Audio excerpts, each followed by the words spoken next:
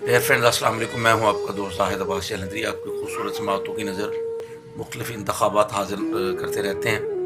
एक दिन मैं हाजिर नहीं हुआ तो मुझे फासले, सदियों के फासले महसूस होने लगे।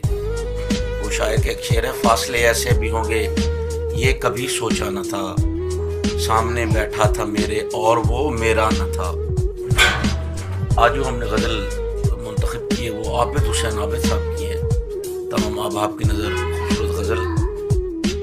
आँख से आंसू आ लगते हैं, आँख से आंसू आ लगते हैं, लम्हे एक सजा लगते हैं। आँख से आंसू आ लगते हैं, लम्हे एक सजा लगते हैं। शाम ढले एक सूने घर की दीवारों से जा लगते हैं। शाम ढले एक सूने घर की दीवारों से जा लगते हैं।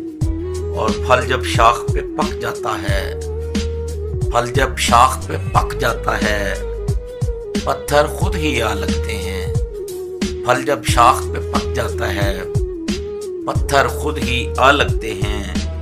कौन किसी का बोझ उठाए, कौन किसी का बोझ उठाए, सारे आबला पा लगते हैं।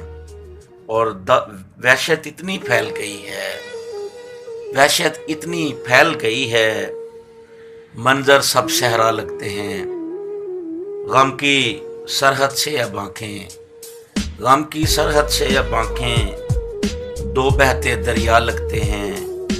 घेर लिया यादों ने आबिद, घेर लिया यादों ने आबिद, दिल के दर्द सवा लगते हैं। कौन किसी का बोझ उठाए, सारे आबला पा लगते हैं।